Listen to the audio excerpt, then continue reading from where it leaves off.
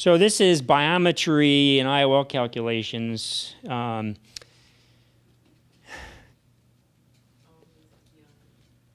Key areas allow a surgeon to achieve the personal refractive goals.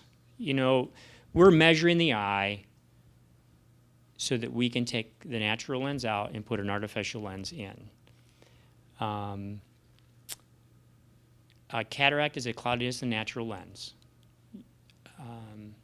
The reason our eyes get cataracts is because over time there's an accumulation of layers of cells. The natural lens is a lamellar structure, meaning it's layered like an onion. Every year we add new layers to that. They pile up so much that when we get into our 40s, the lens loses its flexibility and we become presbyopic, or we lose our zoom focus. That's when all of a sudden people start holding things out farther and farther until they get reading glasses.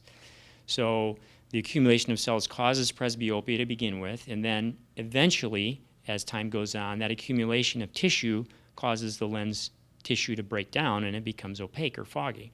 That's why everybody will get a cataract if you live long enough. There's no way to get out of this life without getting your cataract unless you either meet your maker or your cataract surgeon. And they're not the same. So I wish I could have said that in front of the crowd in the next room, but that's it. So that's my standard line when I'm telling patients about cataract, what a cataract is. So the only way to get rid of a cataract, remove it. The natural lens does 1/3 of the light focusing power of the eye. The cornea does 2/3. So your eye works just like a camera, and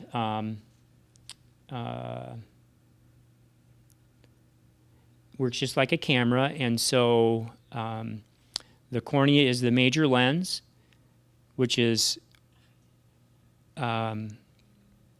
you can't really see it in that picture very well, but that's the 2 dots in the front is the thickness of the cornea. But the radius of the cornea is what makes it a lens, and it's about 44 diopters. So the lens is the clear part that sits behind the iris. It does 1/3, which is about 20 diopters. And then the retina is that film in the back. So our goal is to get light to fall onto the retina in the back. To the extent that it doesn't fall into the back is what we use glasses for. So we correct it either to move it farther back if you're nearsighted, or farther forward if you're farsighted. Nearsighted, it needs to go back. Farsighted, it needs to come forward. So the standard dimensions of the human eye in the United States, now they're slightly different in other countries, but in the United States, the average length of the eye is 23.5 millimeters. That's about one inch. Again, the cornea is about 44 diopters. The anterior chamber depth is from the cornea's surface to the surface of the lens in the eye, 3¼ diopters. When we measure eyes, fellow eyes, right and left eye, usually the variance between fellow eyes is no more than 0.3 of 1 millimeter. If there's a difference greater than 0.3 of 1 millimeter, it's unusual. So one of the things that gives us confidence in our measurements is when it does, in fact, measure the same. If 2 eyes don't measure the same, we would expect there to be a difference in the lenses, their glasses, from one eye to the next. So when you see asymmetry in their glass prescription, it's a pretty good clue that their eyes are different lengths. And the average IOL power in the U.S. is 21.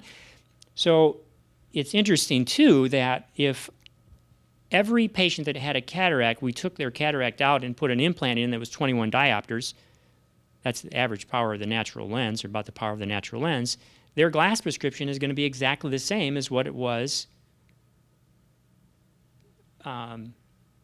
with their natural lens. So if they were a -4 and I put in a 21 diopter lens, they're going to be a -4.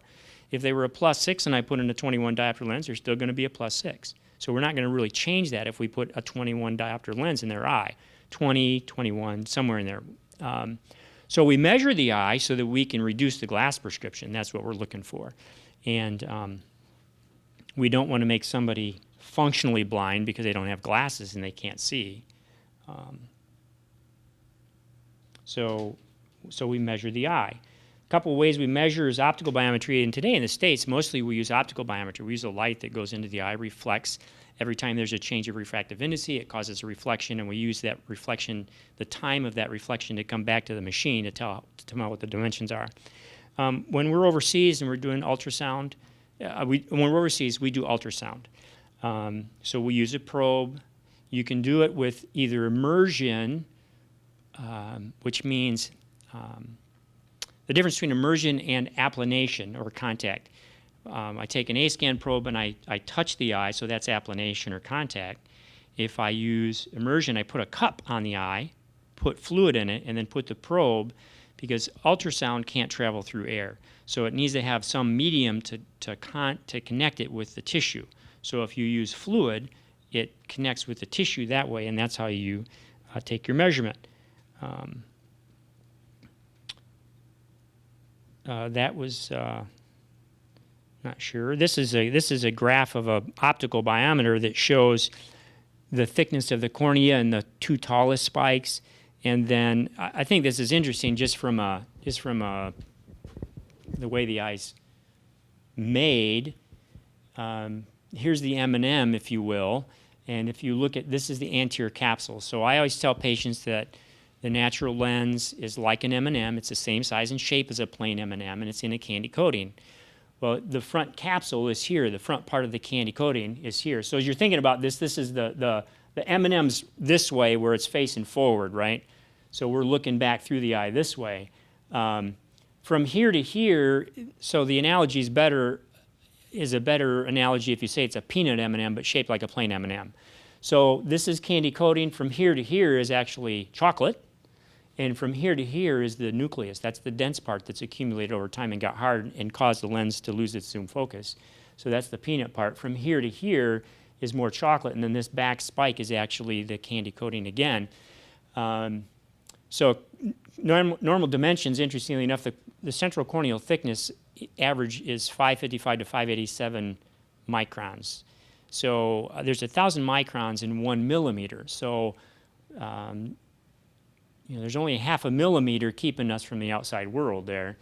The anterior capsule is only 35 microns thick, interestingly enough. And more interesting yet is the posterior capsule is only 8 microns thick. That's the thickness of one red blood cell. And then spike all the way back here. When we're doing optical biometry, by the way, we measure a little bit farther back. This is what's called the RPE layer. When we use ultrasound, we're feeling our way through, and so we feel our way through. The first thing we run into is what's called the interlimiting membrane, which is here. When we're using an optical biometer, we're seeing our way through, and because the retina is translucent to the RPE, we don't see that interlimiting membrane. We actually measure about somewhere between 0.1 and 0.2 millimeters farther back. And so they make optical biometers calibrated to match the measurements that we get in ultrasound so they don't throw things off. But anyway, so that's what's happening there. So those are kind of fun to see. So A-scan biometry is what we do overseas because it's kind of hard to take this big old thing overseas. You just can't do it. Plus, optical biometers are really pretty good for boat anchors, and that's about the only thing they're worth because the cataracts are so dense they can't get through them. So sound waves transmitted into the ocular tissue in the form of a sound beam. The sound beam encounters an interface, and an echo or reflection is produced, which is transmitted to the element within the probe, meaning we send a sound wave in, it bounces back, we measure how long it takes to come back, and that's how we can figure out dimensions. A-scan, the A in A-scan stands for amplitude, so the height of the spike. A B-scan, which we use for a two-dimensional image, the B stands for brightness. So it's the thing you look at, the pictures of the babies in the womb, that two-dimensional, that's a B scan. It's a brightness scan. And 10 megahertz is normal. In ultrasound, the lower the frequency, the farther or the greater depth of tissue that you can measure. The higher the depth of tissue, the higher the depth of frequency, the greater resolution, but the less depth that you can. So if you look at a UBM uses 50 megahertz frequency, and you can get really detailed dimensions, but you only go back to the iris, or the lens. So general reasons, the reasons we use ultrasound is because it gives dense cataracts. You can get through dense cataracts, rather.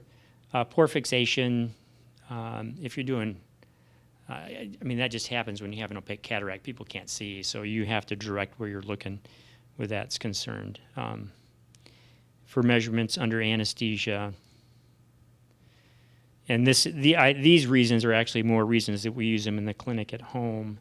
The bottom reason is the reason we use them overseas, because that's really the only option that we have available. And here's some echoes that's just showing us what an A-scan graph is. So you get the cornea. The left one is applanation. The right one is actually an immersion scan. So you have an extra bit of measurement here that you're getting with immersion. Here's contact again. Immersion. You know, this isn't going to be too big a deal, but the A scans that we use today are very good about hitting the appropriate anatomy. There's check marks that are, you see the 4 segment marks that are above those spikes. You can actually physically move those if they don't hit the right landmarks in an eye. But the ultrasound machines that we have these days are very, very good about that. I can't tell you the last time I actually moved a gate on a normal eye that was just a dense cataract. It just doesn't happen very often. So, but you can see the anatomy. You can see when you're lined up on the fovea, you get a retinal spike, and then you'll get this scleral spike with orbital fat that kind of diminishes off like that. It's just an indication that you got a good scan. The problem with applanation biometry is that to get good scans really takes experience. And so for me, I think we're sometimes quick to turn over our biometry to a volunteer or somebody who's a technician that doesn't normally do biometry, and it's problematic because just because we got a measurement doesn't even come close to meaning we got a good measurement. And one of the things that can go wrong when you're measuring an eye is if you don't have the probe aligned correctly. And the other thing, remember that this the cornea is only 0.5 millimeter thick, right? So if I push on that, it does not take much energy to push and make an artificially short eye. It's very easy to do. It's very, very, well, it happens frequently, particularly in people that are just learning how to do or just starting to do applanation biometry. And so if the 3 biggest errors that you get in applanation biometry is corneal compression, so you're pushing too hard, a misaligned probe when you're not lining up on the fovea.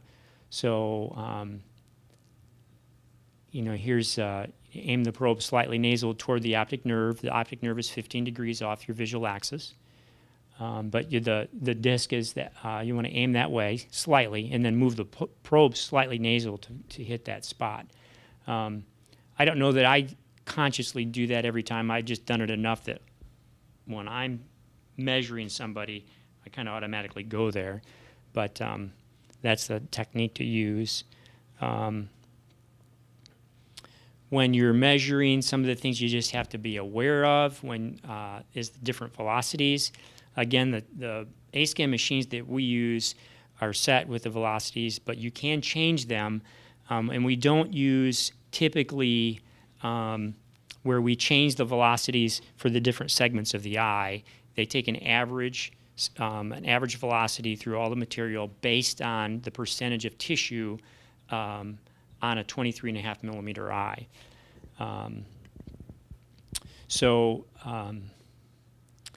In the field, when we're doing stuff overseas, we rarely get somebody who's pseudophakic that we have to measure. We rarely get somebody that's got silicone in the back of the eye. In fact, I don't know, I've never seen anybody with silicone in the back of the eye overseas. So these issues aren't really a big deal. But it's helpful to know that if you have somebody for some reason that would, or somebody that's pseudophakic, you need to adjust the settings as far as the speed in the measurement that the speed of the sound waves. You don't adjust the speed in the sound waves, but the calculations take into take into consideration how fast light travels through any those given medium. And it's interesting too, you see the big difference between acrylic, silicone, and PMMA. Sound waves are really affected by different materials. Light waves are not. So if I measure any of these with a light, the only variation is going to be 1/100th of a millimeter between all three of those. But you can see it's going to measure quite a bit. It'll give you a pretty significant error as far as axial length is concerned if you measure them with the wrong. If I put it on acrylic and I have silicone, it will give me a wrong measurement.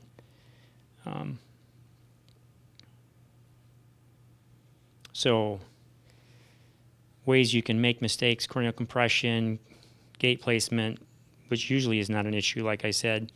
Gain settings.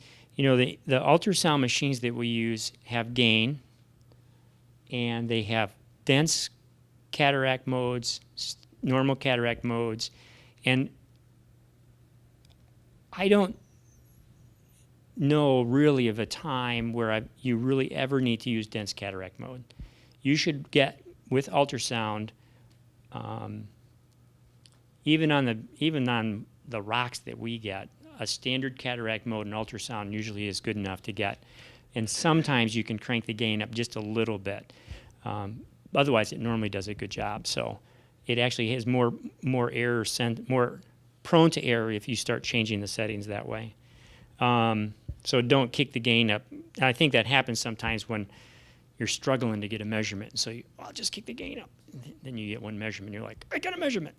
It's probably not right, but you got a measurement. So that can be a problem. So incorrect velocities. And that only happens when you're having something in there like an artificial lens. Tear film meniscus is something else that you can get. You know, if I touch somebody's eye and they're tearing, I can lift that probe off and that will fill with fluid. And that will give me an artificially long eye. So tear film meniscus, corneal compression, or misalignment are the three biggest errors you can get when you're doing ultrasound. So sometimes you need to use an aphakic mode. There's a pseudophakic mode. Silicone in the eye. Kind of the rule is there's two different types of silicone, and the rule in the world of biometry is you just always use 980 meters a second for whatever's in there. You know, again, you can change gate placement, but that's not something that you really have to do very often. So I don't really consider that a big issue. So say we've got our measurements. The other factor is keratometry, and that's the curve of the cornea. So how do you get corneal measurements? These are ways you can get keratometry. We in the field use either a manual keratometer or an auto keratometer. That's a manual keratometer. I would say that probably 10% of my techs in my clinic know how to use that because we do everything automated, and so they just don't have to. But they still work quite well, and it just reflects off the cornea, and you align these rings so that the lines, the two pluses and the two minuses, actually wind up touching each other just like that, and that's how you get keratometry. And you do that by turning the drums that are there, and you spin this to find the axis, and you turn this in and out to come forward, and then you move this up and down to keep centered on the eye, and you pivot the whole thing back and forth, and you actually have to do all of that all at the same time. And when the patient moves, you keep going. And you have to be an octopus, don't you? And it's interesting that you really, they work well. I mean, once you get that down, it's like you don't even think about it. You know which knots you're grabbing. But that's true, isn't it? You do use that, don't you? Only if I have to. But you know how. I know how. Yeah. I passed the test. I used to use it on every post-op patient. And of course every pre-op patient, because that was the best thing we had going for keratometry as far as measuring the most accurate amount of astigmatism in location. So we used it for toric implants. That was really the gold standard for that for a long time. And then, So challenging circumstances. These are things that that we get in the field. So unfamiliar surroundings. Just the fact that I'm setting up in some place that I'm not comfortable with. That affects, I think, the quality of our work, and so we need to be careful about that. Unfamiliar equipment. Of course, we're going to get this new A scan that somebody brought that I've never seen, and then you just do have the logistical challenges. The logistical challenges of, we often will take somebody to do biometry, and what we do is we set them in a chair here, and the person is feeble, or they're just frail, or they're whatever they are, and they can't sit in the chair very well, and they can't communicate very well, and you can't hardly tell them to look straight ahead, and you're in a place where you're crammed in, and so you've got something in front of you, and you're leaning over the patient like this. All those things can affect how good a work you do. So you have to watch out for those things. And the other thing is that we do have this crunch time where when you have personnel, especially when you have somebody who's to do one thing when they can be doing something else, now all of a sudden I need to have Roger do biometry because I have to go set up the OR, and so you get all these pressures about doing those things, and so that can be something that is a challenge to come out to get the right person to do the right thing. You guys know this. You got to give your best, and the ways to do that is get familiar with surroundings, so you know where your equipment is, you know how things are set up. Learn, and this is pretty huge, to learn the equipment before you show up. Practice with it. Learn the buttons and the functions. Don't be Tom Fisher, because I do that stuff on the fly sometimes, but I usually can figure it out. But I've done a lot of different machines. Am I making excuses? Yes. But if you don't have experience, that really is hugely important to do that. So before you start the clinic, get your biometry workflow. And so when are you going to do biometry? Are you going to do it when they go to see the surgeon in their screening? Are you going to do it when they come down for pre-op? Those are good questions about what's going to actually work best. You have to be flexible because you never know what's going to happen. We had a biometry unit that we borrowed. I don't know, maybe we didn't borrow it, maybe it's ours. But it is a great device right up to the point where the battery ran dead. The A's. Yeah. And so, you have to deal with it because you have to have these measurements. So those are things that you got to figure out. So my solution, of course, was unplug it, do the measurement, plug it back in, which is annoying, but sometimes you just have to do that. And, we don't want to just say, look, I got my measurements. You need to treat this person like it's your mom or your dad or your brother or somebody. You want to do your very best for those people. And so you need to do it efficiently.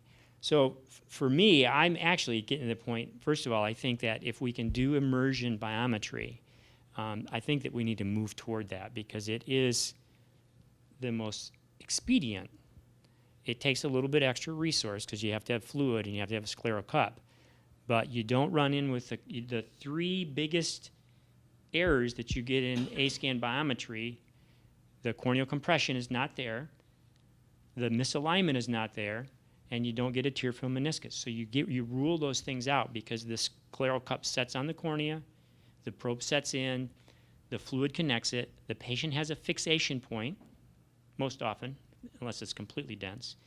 And so you get a quicker scan and a much more accurate scan. Short of that, I think the next best scenario for me, is having the patients lay down. And so the patient's looking up because it's easier for me to balance my hands on the patient's face, come straight down, and I see my alignments better. And so I think that that's something we should consider doing as a regular practice instead of being awkward. And I think we need to be careful about making sure that we don't just pass off our biometry on somebody. I had, we were in, I think we were doing a project with anyway, one of the big projects we did in Nicaragua, yeah, and I was in pre-op and I was looking at lenses and calculations, and I noticed that the lens power that was called for, and I looked at the length of the eye and I went, there's no way. The math isn't there. And biometry is just a math thing. It's just math. And so I was like, what's going on here? And I went back and somebody had gone in and changed the A constants in the calculation in the machine because they didn't know how to run the machine and they pushed the wrong numbers. And so it was 10 diopters off. So that's a big problem. It was just helpful that I happened to be the one who was reviewing that, so we went back and adjusted that, and we got that taken care of.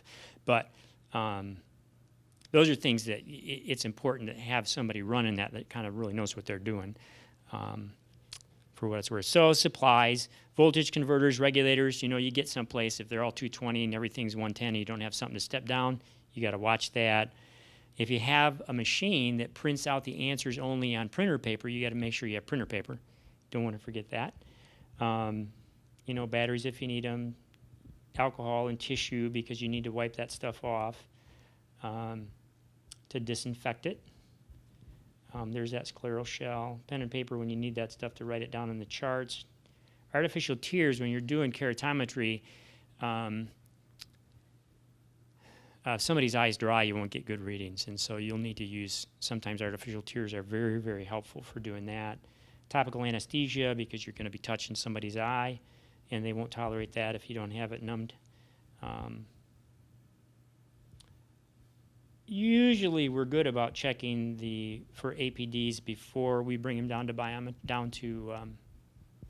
biometry before we do that. But if they're not dilated, that's not a bad thing to double check. You do, of course, want to get IOPs on people before you do surgery because you don't want to be doing surgery on somebody that's got an eye that's got a pressure of 50. And, of course, giving patients tissues, that's just being nice to them. That they know they care about you. They know you care about them. Right. Yeah, something like that. Errors, by the way. So, you know, what's the big deal? That slide should have been farther down. But anyway, you know, errors in biometry. Corneal compression. It's easy to compress 2, 3, 4/10 of a millimeter. Doesn't sound like much. But 1 millimeter is 3 diopters of refractive error. 3 diopters. 2 to 3 diopters. And 1 diopter of error in keratometry is 1 diopter in refractive error. So it makes a big difference. So accuracy is really important. Hopefully, when you have an A-scan unit, it has appropriate formulas on it. And the formulas, these are like just kind of rule of thumb, 3rd generation formulas. That if you have these are like in kind of a good rule to use. So the Holiday one, actually every formula works pretty good for the average eye. It doesn't matter what formula that you have.